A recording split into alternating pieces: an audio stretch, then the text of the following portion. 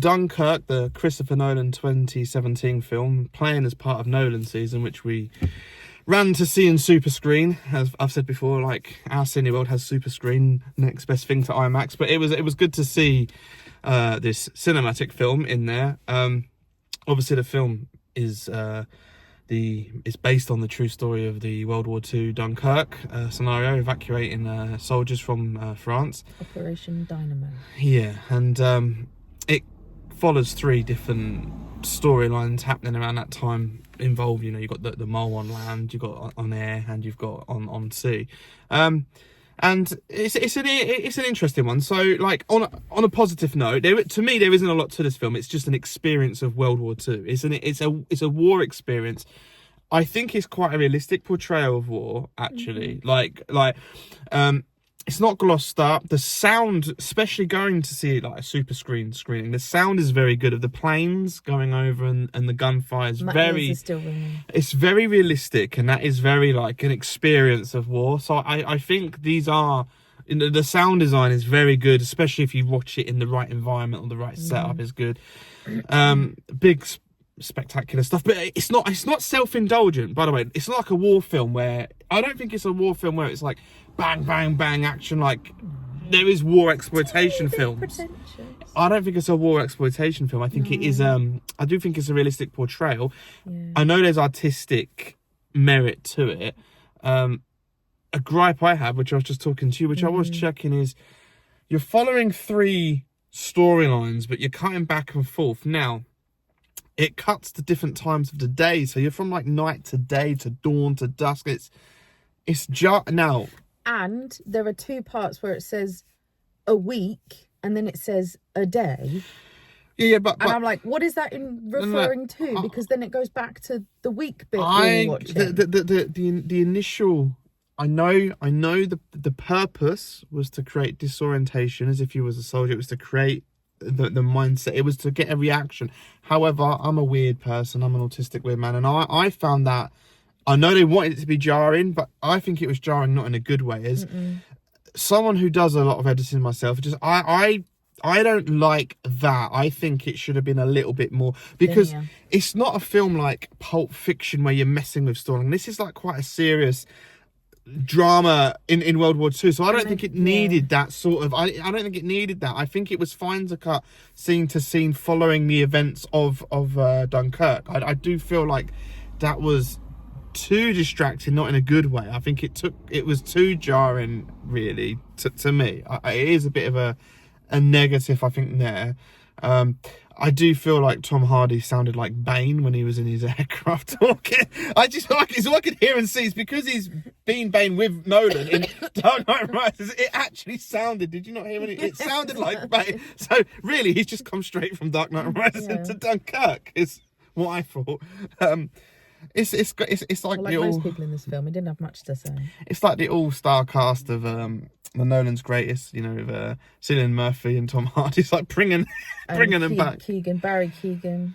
Barry Keoghan's quite good in it, but I will say, for the whole 30 seconds is in it, yeah. And I will say, I don't think it's an actor's piece. That's like, this film is cinematic and more of a visual. I mean, what you were saying is the film Life Out of Balance, the art house film. Scorsese. Yes, that heavy title that's hard to say for me is it is like that. It is actually like a show or montage artistic interpretation of war, and I don't feel like it's massively character driven. I know there's characters in there and they're trying to say stuff, but I do think that's a back burner on this film. I do feel it's a weird war film.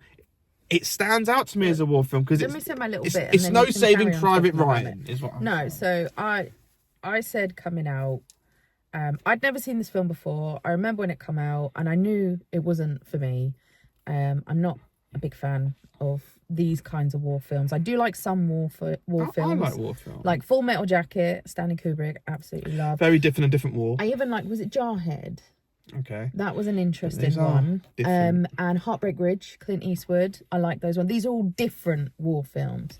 When it comes to traditional war films, Saving Private Ryan's okay. But generally, most war films I don't enjoy much. One, because I find it very emotional if they're very realistic, because I'm like, it's so overwhelming with everything going off, and you know, you feel like, oh my god, if I was there I would just be a mess. So it's quite overstimulating for me to watch them. And also I spend half of the film trying to figure out what's going on and what are they saying in military gibberish. It's pretty simple in that But sense. in Dunkirk, I felt like this was an amazing cinematic piece. It was very cinematic. Each aspect of it was really good to watch on the screen, but I felt like there's not a lot to it. And as someone who's not a big fan of these types of films, you know, even though I'm a huge fan of Christopher Nolan, I just felt like I watched a lot of fancy moving pictures with a great soundtrack and not a lot else really going on. Being a bit harsh. Well, Yeah, it's Hans Zimmer again, which, you know, Nolan. Yeah, it's okay. Really like, it's an okay film. It's not a bad film, and I'm sure there were parts that I really enjoyed, like when he's, you know, when the plane engine dies and he's flying through. Very cinematic. Well, again, we're careful of spoilers. There's nothing to spoil. This happened. It's a true story. Well, that's artistic. Well, a plane flies through the sky. Spoiler. But Do you know what I'm saying? It's not for me. I love Hans Zimmer. My ears are still ringing. By the way, like, his soundtracks are amazing. I will say, I don't think this is one of his greatest soundtracks. It's very, it blends in and it's not massively noticeable. I love Hans Zimmer, but this one doesn't stand out. It's not like the others he's collaborated with Nolan with.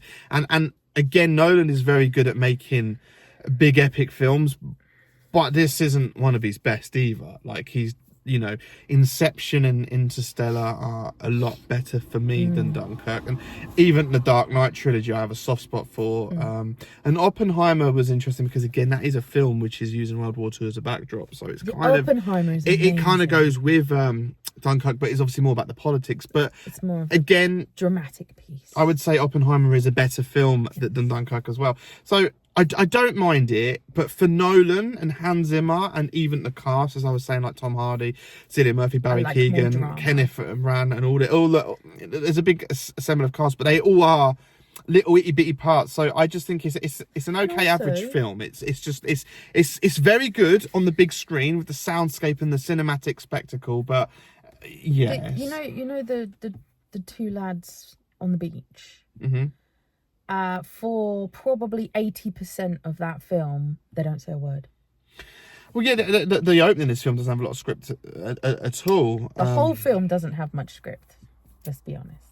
But it really wasn't about that. It was about the war and sometimes the effects it's just of war. Nice to know what's going on. It's interesting that there's little inklings where it deep dives into the effects of war can have on an individual and the stress that you have to go through. Like it does give you an insight of how bad and tough those conditions can be, and I'd never want to be in that situation. So I think it is a good historical film for sure, and I do recommend, if you have an interest in war films, well, to be honest, I think it's something that people should explore. History is an important thing, so I do think it's got it's a worthwhile film, but just I think Nolan's also done a lot better personally, but it was good to see on the big screen. So one to watch in a very good sound setup, Dunkirk.